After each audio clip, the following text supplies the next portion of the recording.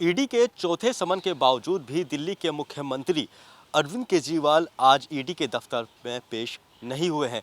उन्होंने क्या क्या दलीलें दी हैं, हमारे साथ बातचीत करने के लिए मौजूद हैं हमारे वरिष्ठ संवाददाता मुकेश गुप्ता। ये बताइए मुकेश जी, जिस तरह से जो है ईडी ने चौथा समन भेजा था और आज 18 जनवरी है पेश होने के लिए कहा था, तो क्या क्या दलीलें दिल्ली के मुख्यमंत्री ने ईडी के सामने पेश की हैं? देखिए वाजिद, अरविंद केजरीवाल से पहले आम आदमी पार्टी के जो दूसरे बड़े नेता हैं आतिशी मार्लेना और सौरभ भारद्वाज, वो भी मीडिया के सामने कह चुके थे कि कानून के तहत जो कुछ होगा उसके आधार पर अरविंद केजरीवाल चलेंगे और अ, उसी आधार पर आगे की कार्रवाई होगी। कल जब दिल्ली के मुख्यमंत्री अरविंद केजरीवाल ने दिल्ली में कार्यक्रम आयोजित किया, इसमें तीर्थ यात्रियों को जब उन्होंने संबोधित किया, उसके बाद जब उन्होंने मीडिया से बातचीत की तो उन्होंने कहा कि कानून के तहत जो भी बन सकेगा जो या कानून के रास्ते पर जो कुछ होगा वो उसके आधार पर आगे बढ़ेंगे। लगभग साफ था कि आज भी अरविंद केजरीवाल ईडी दफ्तर नहीं पहुंचेंगे। ईडी के द्वारा चौथी बार उनको आज समन भेजा गया था और आज पेश होने के लिए कहा गया था। अरविंद केजरीवाल ने इससे पहले ही अपना प्लान बता दिया था कि वो लोकसभा चुनावों की तैयारी को लेकर गोवा जाने वाले हैं। लगभग सब कुछ तय था और उसी के आधार पर आज सुबह, चूँकि 18 जनवरी को उनको पेश होना था, तो इस वक़्त हम जहाँ खड़े हैं वो दिल्ली के मुख्यमंत्री अरविंद केजरीवाल का आवास है।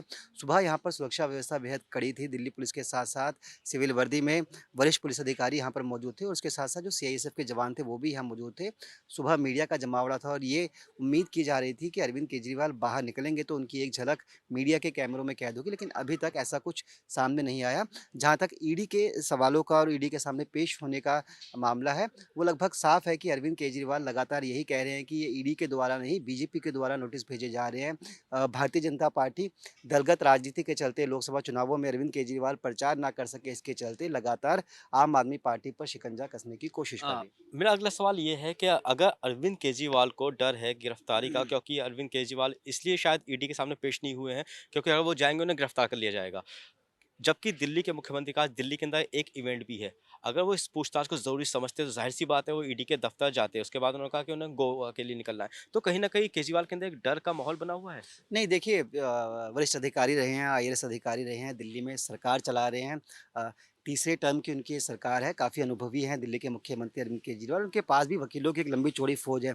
तमाम तरह के डिस्कशन इस मुद्दे पर उन्होंने पहले ही कर लिए होंगे। ईडी का अगला कदम क्या होगा, 4 नोटिस भेजे जाने के बाद ईडी किस तरह की कार्रवाई कर सकती है।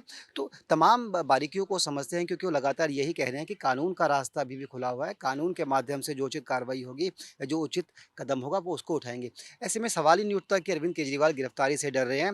हालाँकि बीजेपी के द्वारा बार-बार इस तरह के आरोप लगाए जा रहे हैं वाजिद कि अरविंद केजरीवाल को लगता है कि उन्हें ईडी गिरफ्तार कर लेगी, हिरासत में रख लेगी पूछताछ के दौरान, क्योंकि जो चार्जशीट तैयार की गई है उसमें कई जगह दिल्ली के मुख्यमंत्री अरविंद केजरीवाल का भी नाम है। चूँकि अरविंद केजरीवाल एक सुलझे हुए नेता हैं और अभी देश के 2 राज्यों में उनकी सरकार चल रही है, इंडिया अलायंस के एक बड़े घटक दल के तौर पर भी है, तो तमाम कानूनी पहलुओं को समझ चुके हैं और कानून के जानकारों से उन्होंने राय भी ले ली होगी, इसलिए बार-बार वो ईडी के नोटिस को अवॉइड करने की कोशिश कर रहे हैं। और जब-जब उनसे मीडिया ईडी दफ्तर जाने की बात करता है या ईडी से संबंधित सवाल करता है, तो वो हमेशा यही कहते हैं कि ये ईडी के द्वारा नहीं, बीजेपी के द्वारा नोटिस भेजे जा रहे हैं। बीजेपी नहीं चाहती कि वो 2024 के आम चुनावों में कैंपेन करे। जिस तरह से वो दिल्ली के अंदर, पंजाब के अंदर एक अच्छी सरकार चला रहे हैं, उससे कहीं न कहीं विपक्षी खेमे में खलबली है और सरकारी एजेंसियों का दुरुपयोग उनके खिलाफ दुरुपयोग किया जा रहा है ताकि उनके खिलाफ कार्रवाई की जा सके।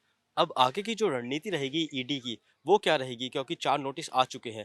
अगर 5वां नोटिस आता है तो उसके बाद जो है केजरीवाल की मुश्किलें जो हैं वो बढ़ सकती जी। हैं। देखिए, अरविंद भी जानते हैं कि अगर आज पेश नहीं हुए तो अगली बार उनको एक और नोटिस आएगा, क्योंकि इसी महीने के अंदर लगातार 2 नोटिस अरविंद केजरीवाल को मिल चुके हैं और ईडी भी जानता है कि अरविंद केजरीवाल दिल्ली के एक चुने हुए मुख्यमंत्री हैं। तो मुख्यमंत्री के लिए क्या क्लोज़ होते हैं, किस तरह की कार्रवाई होती है, ईडी भी फूँक-फूँक कर कदम रख रही है।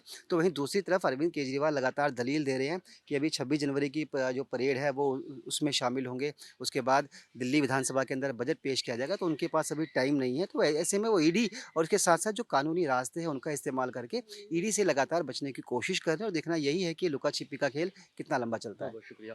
हाँ, तो बिल्कुल लुका-छुपी का जो खेल है ये कब तक चलता है, ये तो देखने वाली बात होगी। फिलहाल जो है दिल्ली के मुख्यमंत्री जो हैं, वो ईडी के दफ्तर जो है पेश नहीं हुए हैं। अब देखने वाली बात तो यही होगी कि आगे की जो कार्रवाई है ईडी की, या क्या एक्शन बनता है दिल्ली के मुख्यमंत्री पर, ये ईडी अब तय करने वाली है। क्या कोर्ट का सहारा लेगी या फिर दोबारा पूछताछ के लिए बुलाएगी? दिल्ली से कैमरामैन अनिल सिंह के साथ वाजिद अली, नवोदय टाइम्स।